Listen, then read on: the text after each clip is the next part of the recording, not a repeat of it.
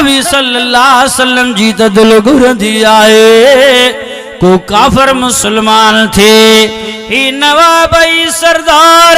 ही रईसई वडेरा ये जेकरे कलमो पढ़े मुसलमान थिया त वाहवा थी वेंदा छो त वडा जेड़े पासे त नंढा भी उन जे पासे माशाअल्लाह साईं जन पूछी है तवज्जो अवा वडेरोआ सरदारा नवाबा पीपल्स पार्टी में ठका कढाई त पोयां भी हड़ई कढे पुछा कंदा न कंदा जन्नत में थो वई या दोज़ख में वडेरो वडो जाडे असां भी ओडा आए के ना है अब जेड़े पार्टी में वडो साईं वियो त बिया भी राज वारा कढ लगंदा के न लगंदा असां वट इहो तरीक़ो आ तवां वट केड़ो सिस्टम आ नबी सल्लल्लाहु अलैहि वसल्लम सोचो है नवाब है सरदार है अबू जाल अबू ला वारा वडा ये ये कलम पढ़ी मुसलमान थी अबू जाल पान पादर ठोकींदो पांजन के अरे हेडे अचो ते काडे था वयो त पो मसलो हल हड़के जो वायद तकरीर कयूं एकड़े के समझायूं मसलो हल थी वे सभे दा मथो चोणू गाल समझ ना आई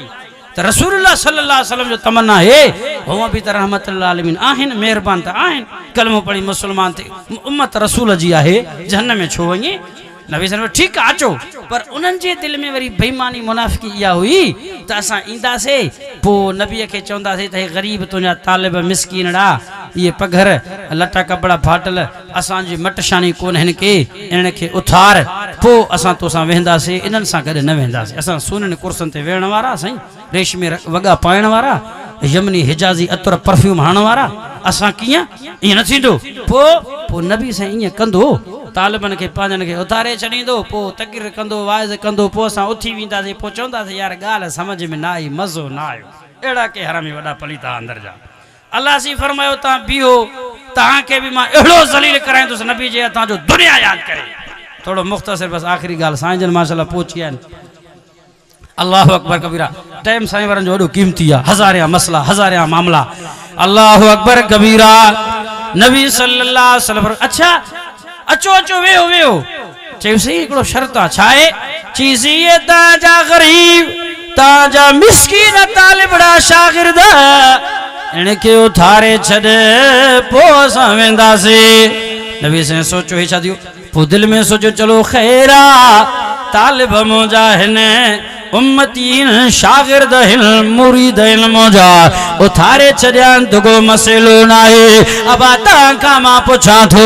उस्ताद शागिर्द खे चए 5 मिंट उथी वे महिमान आया को गुनाह कोन्हे को मसइलो न आहे जेकॾहिं मुर्शिद मुरीद खे चए 5 मिंट खां पोइ अच महिमान आया को मसइलो कोन्हे ही त नबी आहे रसूल आहे इमामुल अंबिया आहे नबी जे दिल में ईअं ख़्याल आयो साहबा के यहाँ उठारे ना अल्लाह फरमाया जिब्राइल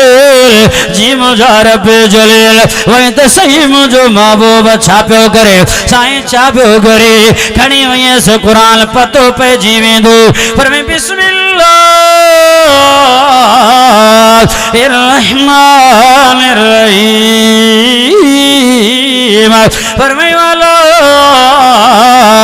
ततुरदिल लजीना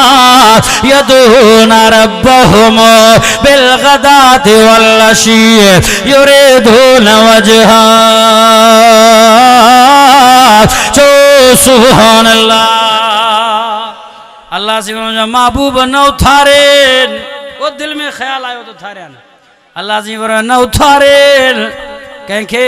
कंखे साहबा के पंहिंजे तालिबन के पंहिंजे यारनि के केर तर्जुमानी थो करे चओ चओ एमएन एमपीए को वडेरो को पूजट खान सिफारिश न थो करे उन्हनि जूं कालियूं अचनि उन्हनि जूं ॻाल्हियूं अचनि साईं कमु थी वियो हलियो आहे के न हे अल्लाह साईं आहे अखियूं खोल पट रब थो ॻाल्हाए ईअं मज़ाक सम्झो थी नबी जे यारनि ऐं साहबा खे केॾो वॾो मक़ाम आहे क़ुर खां जेको जाहिल आहे अदा क़ुर खे मनी थो न त पोइ साहब काॾो मनींदो अल्लाह जी वारो न उथारे इन्हनि खे उथारींदे